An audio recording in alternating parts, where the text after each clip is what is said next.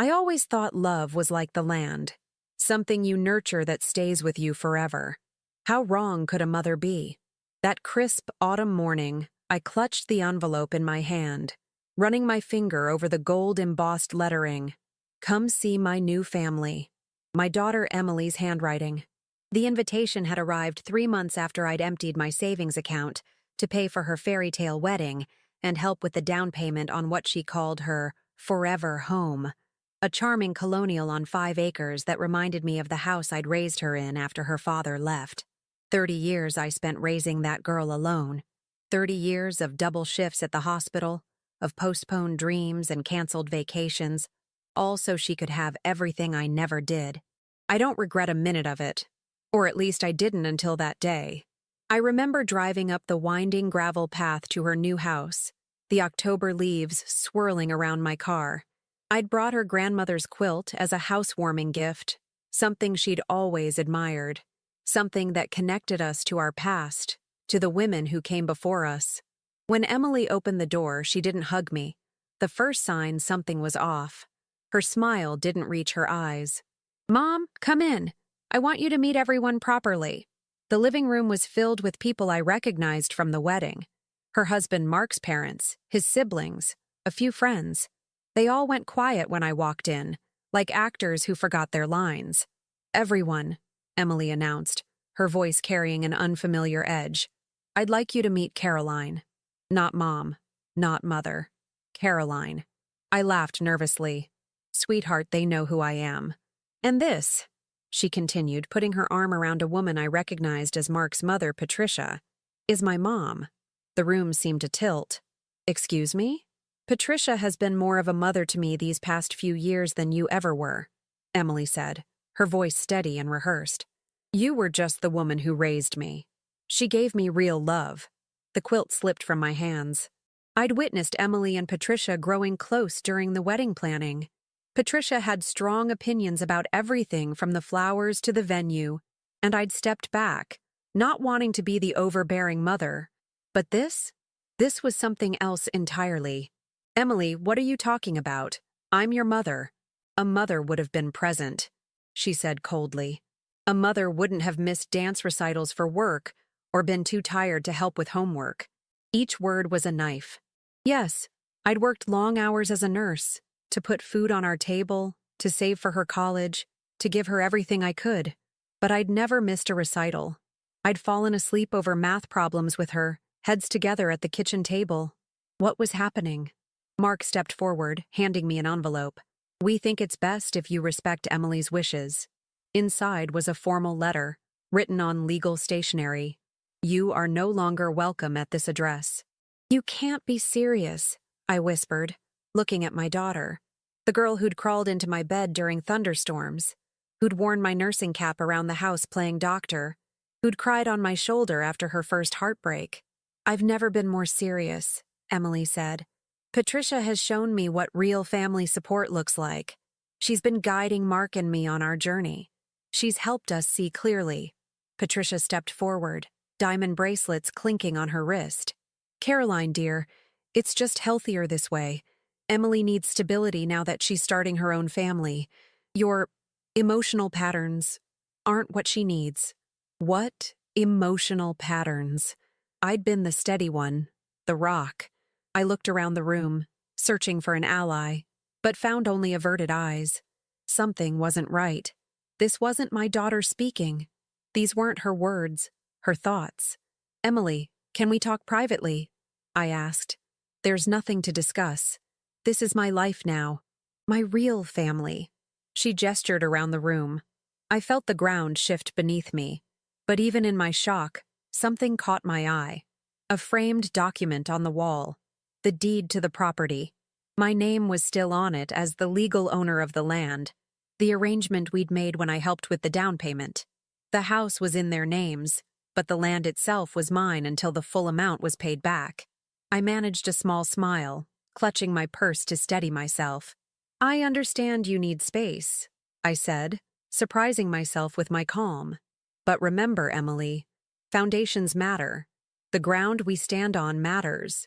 As I turned to leave, Patricia called out, Don't make this difficult, Caroline. I paused at the door, turning back to face them all. I've never made anything difficult for my daughter. I've only ever made things possible. Driving away, tears blurred my vision, but my mind was already clearing. Something was very wrong with my daughter, with this situation. This wasn't just rejection. It felt orchestrated, manipulated, and I had raised Emily better than to discard people who loved her. I picked up my phone at a stoplight and called the one person who would understand. My oldest friend and lawyer, Diana. They've done something to her, Di, I said, my voice breaking. This isn't my daughter, and I'm going to find out what's happening in that house. The call dropped suddenly. Looking down, I saw a text message from an unknown number. Stay away from Emily if you know what's good for both of you. We're watching. My blood turned to ice. Who was we? And what had they done to my daughter? That threatening text message kept me awake all night. By morning, I'd moved from shock to something more useful. Determination. I sat at my kitchen table, creating a timeline of Emily's behavior over the past year. When had my sweet, thoughtful daughter transformed into this cold stranger? The changes had been subtle at first. Missed Sunday dinners, shortened phone calls, evasive answers about her life with Mark. Everything accelerated after she met Patricia. Mark's mother had swept into our lives like a hurricane during the wedding planning, offering to help with her country club connections and decorator friends. I'd been grateful initially, a single mother welcoming another woman's guidance for her daughter. Now I wondered if I'd invited a predator into our lives. I called Diana again, this time from my landline. I think Emily's being manipulated, possibly by her mother-in-law, I explained. And someone sent me a threatening text. Diana's voice sharpened. Save everything. And Caroline, this might sound paranoid, but get a new phone. If they're monitoring your communications. She didn't need to finish. I'd worked enough domestic abuse cases at the hospital to recognize the patterns. Isolation, replacement of support systems, rewriting of personal history. What about the land? I asked. The 5 acres are still in my name. That might be our leverage, Diana said, but we need to tread carefully. If Emily's being manipulated, confrontation could push her further away. After hanging up, I drove to the mobile store for a new phone, paying cash. Then I visited the county records office. The clerk remembered me. Back again, Caroline? How's your daughter enjoying that beautiful property?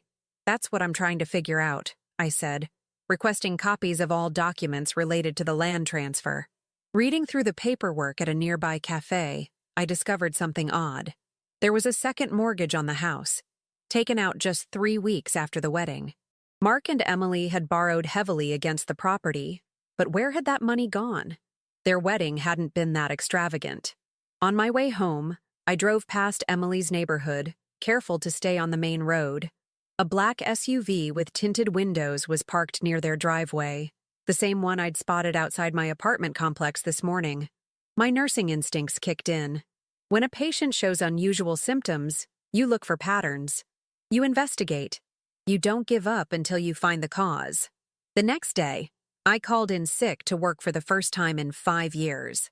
Instead, I visited Mark's workplace, a real estate development firm where he'd recently made partner. The receptionist was young and friendly. I'm Patricia's friend, I lied smoothly, just dropping off something for the charity auction. Patricia was known for her social climbing and fundraising events. Oh, Mrs. Collins isn't here today, the receptionist said. She's been in meetings with Mark all week about the new project. Patricia worked with her son. This was news to me. The lakeside development, right? I fished. No, the one out east. The retirement community. A retirement community. On land east of town. Something clicked in my mind. I drove straight to my old neighbor George's house. Before retiring, he'd worked in city planning for 30 years and still kept his ear to the ground. Caroline, what a surprise, he said, welcoming me in. Over coffee, I asked about any retirement developments being planned. Funny you should ask, George said. There's a big project trying to get approved. High-end retirement village. They've been buying up properties around Miller's Creek. He paused. Including land adjacent to where Emily and Mark built, if I'm not mistaken. Miller's Creek, where my daughter's house stood. where my 5 acres sat. Who's behind it? Some investment group. Collins Development, I think. Mark's family business. And suddenly it all made horrible sense. George, how valuable would my land be to them? He whistled low. If they're building what I think they are? Critical. Your 5 acres connect 2 larger parcels they've acquired. Without it, the project doesn't work. I felt sick. And they couldn't just offer to buy it from me? They probably didn't want to tip their hand about the development. Property values skyrocket once word gets out. Or maybe they knew I'd never sell the land meant for my daughter's future family, her children's inheritance. I thanked George and drove to Diana's office, my hands shaking on the steering wheel. They're using my daughter to get my land, I told her, spreading out the documents. Mark and Patricia are developers. They need my property for some retirement complex. Diana studied the papers. The second mortgage is concerning. If they default, you could lose your interest in the property too. But why would they default? They're clearly not hurting for money. Diana's expression was grim. To force a sale under distress. It's a tactic some developers use. Create a situation where all parties have to sell quickly. They're manipulating my daughter as part of a land grab? My voice rose. Using her like a pawn? We need proof, Diana cautioned. And we need to help Emily see what's happening. From what you've described, they've isolated her, convinced her you're the enemy. And I thought about Patricia's jewelry, her perfect highlights, her country club friends. What lies had she fed my daughter? What promises of wealth and status had she dangled? I have to talk to Emily alone, I said. Away from them. Be careful, Diana warned. If they're willing to send threatening messages, who knows what else they might do. That evening, I parked down the street from Emily's house, watching. The black SUV was gone. Around 6 p.m., I saw Mark and Patricia leave together. No sign of Emily. I waited 30 minutes, then approached the house. My heart pounded as I rang the doorbell, clutching a photo album as my excuse for the visit. The door opened. Emily stood there, her face pale and drawn, so different from the glowing bride of a few months ago. Mom? What are you doing here? Her voice wavered between anger and something else. Fear? I found some old photos, I said. I thought you might want them. She glanced nervously over her shoulder. You shouldn't be here. Mark and Patricia will be back soon. 5 minutes, Emily, please. She hesitated, then stepped back to let me in. The house looked different, more formal, less like the cozy home my daughter had once dreamed of. Are you happy, sweetheart? I asked softly. Of course I am, she snapped, but her eyes didn't meet mine. Patricia and Mark take care of everything. Everything like what? Finances, the house, my schedule. She twisted her wedding ring, a nervous habit since childhood. That's a lot of control to give someone, I observed. It's not control, it's support, she recited, as if reading from a script. I opened the photo album to a picture of us at the beach. Emily at 10, missing her front teeth, laughing as we built a sandcastle. Remember this? You said you wanted to build houses when you grew up, real ones that would last forever. Something flickered in her eyes. Recognition. Memory. Suddenly, her phone buzzed. She checked it, and her face drained of color. You need to leave. Now. Emily, whatever they're holding over you, you don't understand, she whispered, her voice breaking. They have everything. The house, my accounts, even my ID. I can't. She stopped abruptly. Can't what, sweetheart? The sound of a car pulling up made her flinch. Go out the back, she hissed, pushing me toward the kitchen. If they find you here, I'm not leaving you, I insisted. Mom, please, she begged, and for the first time she called me Mom again. I'll contact you when I can, but you need to be careful. They know people. The front door opened. Mark's voice called out, Emily, whose car is that down the street? My daughter's eyes met mine, filled with a terror that broke my heart. Go, she whispered, but don't give up on me. I slipped out the back door just as I heard Mark's footsteps in the hallway. My heart thundered in my chest as I crouched behind the garden shed, watching through a gap in the fence as Mark entered the kitchen. Even from a distance, I could see the tension in his shoulders, the controlled anger in his movements. Who were you talking to? His voice carried through the open window. No one, Emily replied, her tone flat. I was on the phone. With who? The edge in his voice made me flinch. Just a work colleague. A sharp sound, his hand hitting the countertop. You don't have colleagues anymore, Emily. You don't work anymore. We discussed this. My blood boiled. Emily had loved her job as an elementary school art teacher. What had they done to make her quit? I waited until their voices moved deeper into the house before making my escape, staying low behind the hedgerow that bordered the property. The look in Emily's eyes haunted me. That flash of my real daughter, terrified but still fighting somewhere inside. Back home, I called Diana immediately. I saw Emily. She's definitely not okay, I said, pacing my living room. She mentioned they have her ID, her accounts, everything. It sounds like financial abuse, maybe worse. Did you get any proof? Anything we could take to the authorities? Nothing concrete, I admitted. But I know what I saw. My daughter is being controlled. Caroline, Diana said gently. Domestic situations are complicated. Without evidence, it's your word against theirs. And they've already painted you as the unstable mother who can't let go. She was right, and it stung. I needed leverage. Something more substantial than my maternal instinct screaming that something was wrong. What about the land development angle? I asked. If they're using Emily to get to my property, there must be a paper trail. I've been looking into Collins Development, Diana said. They've bought 7 properties around Miller's Creek in the last year, all through different shell companies. Very carefully done. But there's a public hearing next week about zoning changes for that area. I'll be there, I said.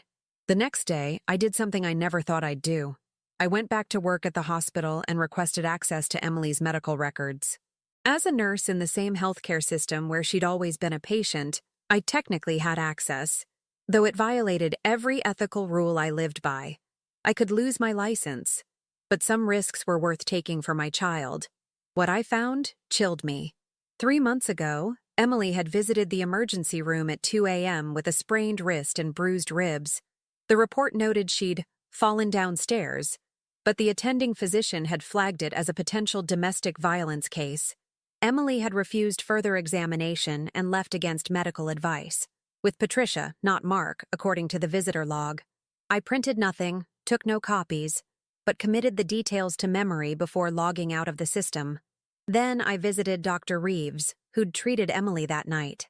Caroline, he greeted me warmly. What brings you to the ER? Aren't you working upstairs these days? It's about my daughter, I said, keeping my voice low. She was here a few months ago. Fell downstairs. His expression shifted subtly. I can't discuss patients, you know that. She's in trouble, Alan. I think her husband and his mother are isolating and controlling her. Maybe worse. He studied me for a long moment. As a medical professional, I'm obligated to report suspected abuse. If I had seen something concerning in any patient, I would have already reported it. But, however, he continued deliberately, I might advise a concerned family member to contact Adult Protective Services if they believe someone is being isolated from support systems, financially controlled, or emotionally abused. Those cases are harder to prove, but just as damaging. He was telling me what I needed to know without violating confidentiality. Dr. Reeves had suspected abuse but couldn't prove it. Thank you, I said. Document everything, he replied. Times, dates, observations, evidence matters. At home that night, I created a secure email account and sent a message to Emily's old personal address, hoping she still checked it. I'm here when you're ready. You're not alone. I love you. 2 days later, when I checked, there was a response. Just 3 words. Land Records Office. The next morning I was waiting when the county clerk opened the doors. The same friendly woman greeted me. Back again? You're becoming a regular. Just double-checking something, I said casually. Has anyone else requested documents about my property recently? She tapped at her computer. Let me see. Yes, someone came by yesterday. Young woman said she was the property owner. My heart jumped. Emily? My daughter? That's right. Seemed upset. She was looking at the original deed transfer, the one with the special condition. The condition I'd insisted on when helping with the down payment, that the land would remain in my name until fully paid off, and that it could never be sold without my explicit consent. A clause I'd included to protect Emily's inheritance from any future divorce. Did she say anything else? The clerk lowered her voice. She asked me about removing a name from a deed without the owner's consent. I told her it's impossible without forgery, which is a felony. She seemed relieved. Emily was investigating too, fighting back in whatever small ways she could. The zoning hearing was scheduled for Friday morning. I arrived early, surprised to find the meeting room already crowded. Developers, concerned citizens, and county officials milled about. In the front row sat Patricia and Mark, heads bent together over a stack of documents. I slipped into a seat in the back, just as the board chairman called the meeting to order. Today we're discussing the proposed rezoning of the eastern Millers Creek area from residential to mixed-use commercial to accommodate the Lakeview Senior Living Development. Patricia approached the podium first, the perfect picture of community involvement in her tailored suit and pearls. Lakeview will bring jobs and tax revenue to our county, she began smoothly. Collins Development has secured all necessary properties except one. Her gaze swept the room, not noticing me in the back. We've made generous offers to the remaining holdout, but sometimes progress requires more decisive action. The threat was veiled but clear. Mark followed with architectural renderings and economic projections. The development looked impressive. Luxury apartments, medical facilities, recreation areas, all requiring my 5 acres as the central connecting point. During the public comment period, I approached the microphone. My name is Caroline Campbell. I own the property in question. Patricia's head snapped up, her eyes narrowing when she saw me. This development may have merit, I continued calmly, but I have concerns about the methods used to secure properties, including potential financial coercion and elder abuse. A murmur ran through the crowd. That's absurd, Mark interrupted. Ms. Campbell is upset because her daughter has chosen to limit contact with her. This is a personal vendetta. The chairman frowned. Please allow the speaker to finish. I have documentation, I said, showing that properties were acquired through shell companies hiding the true buyer. I also have evidence suggesting undue influence was used against vulnerable property owners. It was stretching the truth. Diana had the documentation, not me. But the look on Patricia's face was worth it. For the first time, I saw uncertainty crack her polished facade.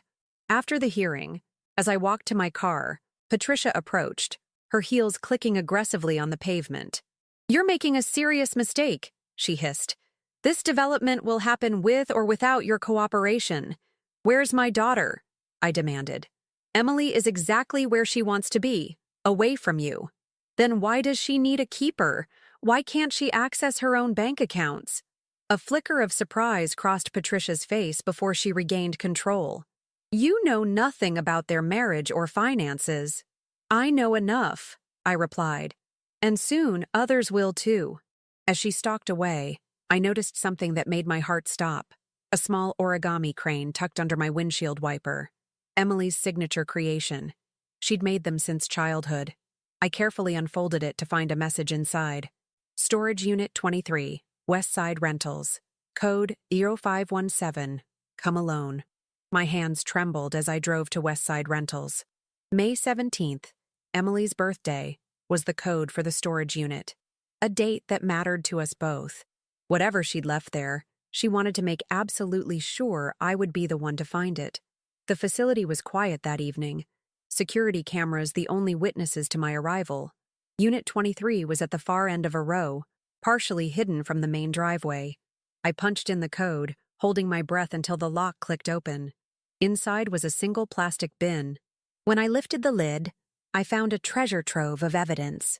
Bank statements showing large withdrawals from Emily's personal accounts, transfer documents with signatures that didn't match her handwriting, medical reports, and, most disturbing, a journal. I sat on the cold concrete floor and began to read. October 15th, Patricia suggested I quit my job to focus on building our family legacy. Mark agreed before I could even respond. When I mentioned loving my students, Patricia said teaching was a nice hobby, but not a career for someone married into the Collins family. November 3rd. Found out they took out a second mortgage without telling me. When I questioned Mark, Patricia stepped in and said it was a business opportunity that would secure our future. They didn't explain further. November 28th. They've taken my credit cards, saying they'll manage everything. Patricia called it family financial planning. When I objected, Mark reminded me how much they'd done for me, how I'd be nothing without them. December 10th. Patricia reorganized my closet. All my old clothes, gone. She said they weren't appropriate for a Collins. I cried for hours after she left. January 5th. Mark exploded when I mentioned wanting to see Mom. Said she only wanted my property, that she'd always been jealous of our success. Patricia showed me evidence that Mom had been talking to developers behind our backs. I don't know what to believe anymore. The entries became more disturbing as they continued. Emily described being monitored constantly, having her phone checked, being told who she could speak to. The accident that sent her to the emergency room happened after she'd questioned a document Patricia wanted her to sign. And then I found it. A USB drive taped to the final page with a note. Security footage from our home cameras. Mark doesn't know I have access. I gathered everything into my bag with shaking hands. This was more than a land grab. This was systematic abuse disguised as family support. They'd isolated her, controlled her finances, manipulated her into turning against me, and possibly physically harmed her. On my way out, I called Diana. I have evidence, I said. Real evidence, and I need to get my daughter out of that house tonight. Don't do anything rash, Diana warned. If they're as dangerous as this suggests, they hurt her die. They're controlling every aspect of her life. I won't leave her there another night. Then we do this properly, Diana said firmly. Meet me at my office. I'm calling in some favors. 2 hours later, I sat in Diana's office with 3 other people. A detective from the Financial Crimes Unit who owed Diana a favor, a domestic violence advocate, and a judge who'd agreed to review the evidence immediately. This is highly irregular, the judge said, looking through the documents. But given the circumstances, particularly the medical reports and these financial transfers, I'm granting an emergency protective order. What about the property issues? Diana asked. Based on these documents, I'm also issuing a temporary injunction preventing any development, sale, or transfer of the property in question, the judge said, signing the papers. And Ms. Campbell, if your daughter chooses to press charges, there's enough here to support a case. The detective nodded. Financial elder abuse, fraud, possible domestic violence. We can build a case. For the first time in months, I felt hope, but getting Emily safely away from them was still the immediate challenge. We can't just show up with police, the domestic violence advocate cautioned. That could escalate the situation dangerously. We need to get her alone, present the option to leave and respect her choice. I know how to do that, I said, thinking of the hospital where I worked.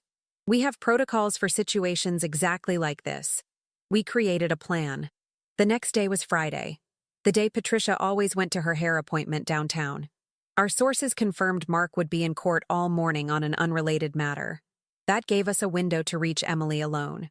I barely slept that night, running through every possible scenario in my mind. What if Emily refused to leave?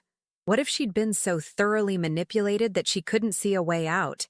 What if Mark or Patricia changed their schedules? Morning came slowly. Diana picked me up at 9 a.m., and we drove to Emily's house with the domestic violence advocate, Sophie. The detective would remain on standby out of sight. As we approached the house, I saw with relief that both Mark's and Patricia's cars were gone. I rang the doorbell, my heart in my throat. When Emily opened the door, she looked even thinner than before, shadows under her eyes. She gasped when she saw me. "Mom? What are you doing here?" Her eyes darted nervously to the street. "They'll be back soon." "No, they won't," I said gently. "Mark's in court all morning, and Patricia's at her standing appointment." We checked. Something like hope flickered in her eyes, quickly followed by fear. "It doesn't matter. They have cameras everywhere. They'll see you." "They installed cameras in your home?" Sophie asked, stepping forward. "I'm Sophie, by the way. I work with victims of domestic abuse." "I'm not a victim," Emily said automatically, but her voice lacked conviction. "We found your storage unit," I said quietly. "We've seen the evidence, sweetheart. The journal. The videos." Emily's face crumpled. "You weren't supposed to come until it was all ready. I'm still gathering proof." "There's already enough," Diana said, introducing herself. "We've spoken to a judge. There's a protective order in place if you want to leave." Emily hesitated, looking back at the house. "You don't understand. It's complicated. They've been good to me in many ways." "Sweetheart," I said, recognizing the language of the abused, the justification, the minimization. I'd seen it countless times in my nursing career. No one who loves you would isolate you from people who care about you. No one who respects you would control your money, your clothes, your friends. Mark says I'm just not good with practical things. And Patricia says you only want the land? The land was always for you, I interrupted gently. It's your inheritance. I put it in my name to protect it for you, not to control you. They're the ones who want it for their development. Development? Emily looked confused. The retirement community. Their big project at Miller's Creek. Your house, your land, is the keystone property they need. I could see her processing this, connecting dots she hadn't seen before. Is that why they pushed so hard to buy this specific property? She whispered. Why Patricia suddenly became so interested in being my mother?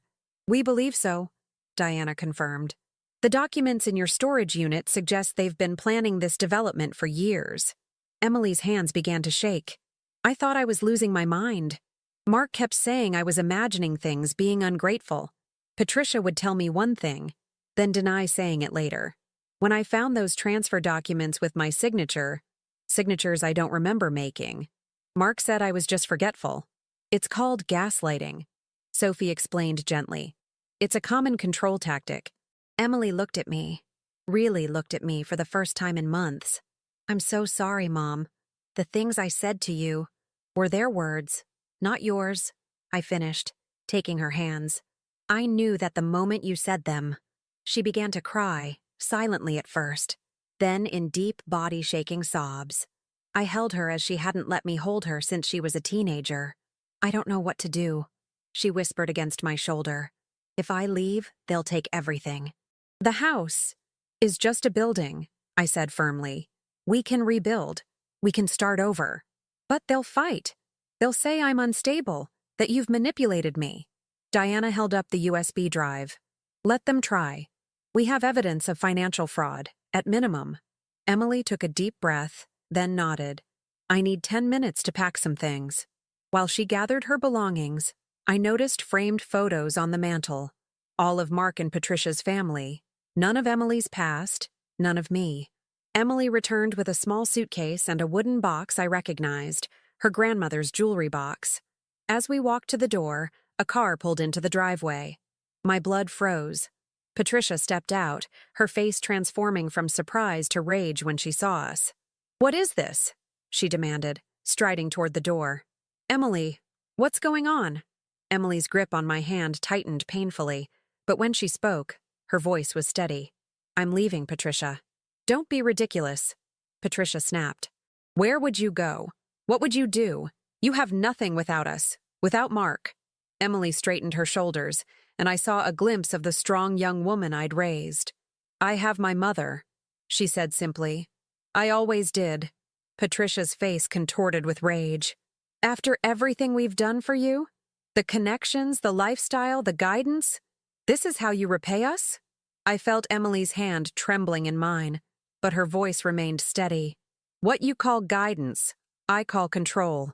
What you call lifestyle, I call a cage. Patricia turned her fury toward me. You. This is all you're doing. You couldn't stand seeing your daughter with a real family, with real opportunities.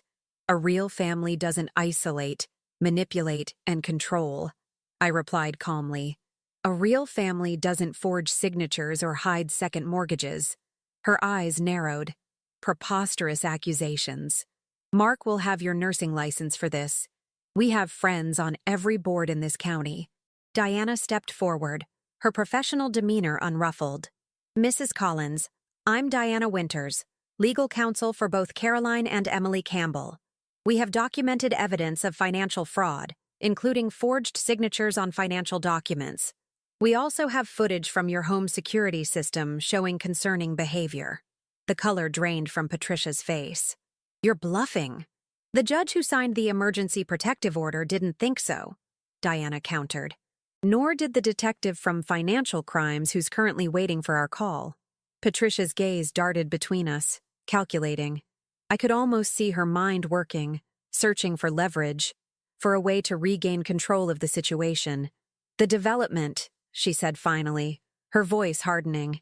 You have no idea how important it is. How many people are invested. This isn't just about us. Mark has partners, powerful partners. They won't take kindly to interference. Is that a threat? Diana asked. It's reality, Patricia snapped. You think this ends with you driving away today? Emily signed contracts. She has obligations. Under duress, Diana replied. And possibly with forged signatures, which we'll be investigating thoroughly. Patricia's phone rang. She answered it, turning away slightly. Yes, I know. She's leaving. With her mother and some lawyer. Her voice dropped to a harsh whisper. Handle it. A chill ran through me. Patricia ended the call with a cold smile. Mark will be here shortly. I suggest we all sit down and discuss this rationally. We're leaving now, I said firmly, guiding Emily toward Diana's car. The cameras, Emily whispered. They're watching. They're always watching. Sophie, who had been quietly observing, spoke up. That's why we have police on standby.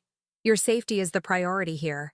As we walked down the driveway, a black SUV, the same one that had been following me, screeched to a halt, blocking our path. Mark jumped out, his handsome face twisted with anger. What the hell is going on? He demanded. I'm leaving, Emily said, her voice smaller now that Mark had arrived. No, you're not, he said with chilling certainty. Get back in the house. We'll discuss this privately. There's nothing to discuss, I interjected. Emily has made her decision. Mark ignored me completely, focusing on Emily. Baby, your mother has filled your head with lies. You know how she is, always jealous of what we have, always trying to control you. We've talked about this. I saw Emily waver, the months of manipulation taking their toll. These were familiar phrases, well-practiced tactics.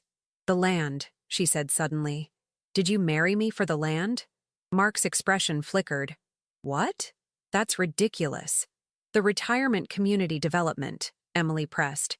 You need my mother's property to make it work, don't you? That's why Patricia got so involved with the wedding, with the house selection. That's why you pushed for this specific property. Business and personal are separate things, Mark said dismissively. Yes, the land would be useful for the development, but that has nothing to do with us, with our marriage. Then why forge my signature on property documents? Emily challenged, gaining strength. Why take out a second mortgage without telling me? Why cut me off from my job, my friends, my mother? Mark's facade began to crack. You weren't supposed to find those papers.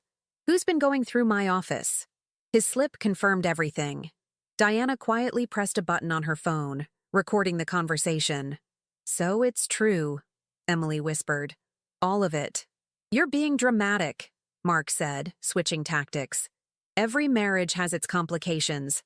Every business has its requirements. We can work through this. There's no working through fraud and abuse, Diana stated flatly. Mark's eyes hardened. Abuse? Please. Emily has wanted for nothing. We've given her everything. Except freedom, I said. Except respect. Except honesty. A police cruiser turned onto the street, responding to Diana's prearranged signal. Mark saw it and stiffened. You're making a serious mistake, he warned Emily. When you come crawling back, and you will, things won't be the same. You're right about that, Emily replied, a new resolve in her voice. They won't be.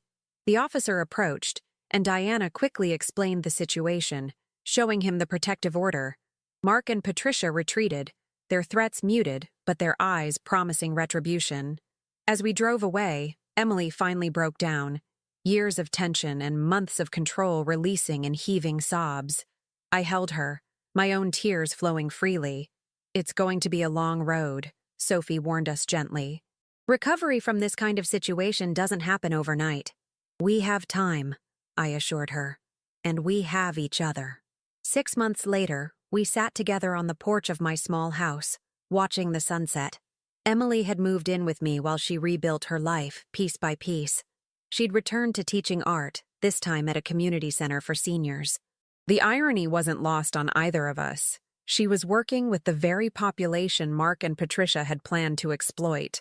The legal battles had been brutal, but necessary.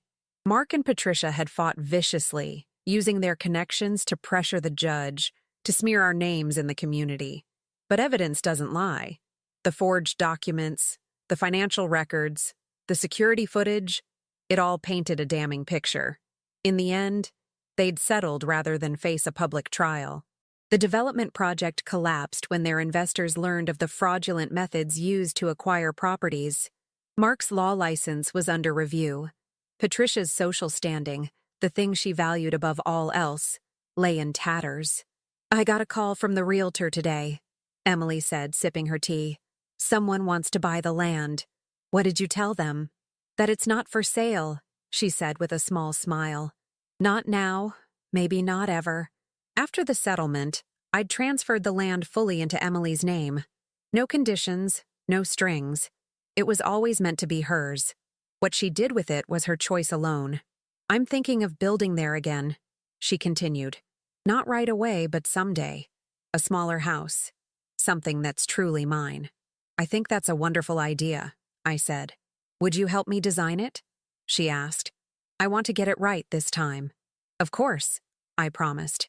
We sat in comfortable silence for a while, watching the colors change in the sky.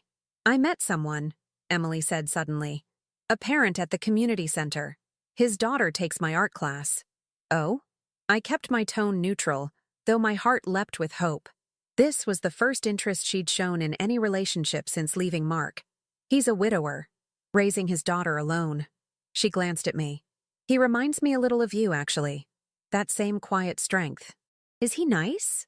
Very, she said, a genuine smile lighting her face. But I'm taking it extremely slowly.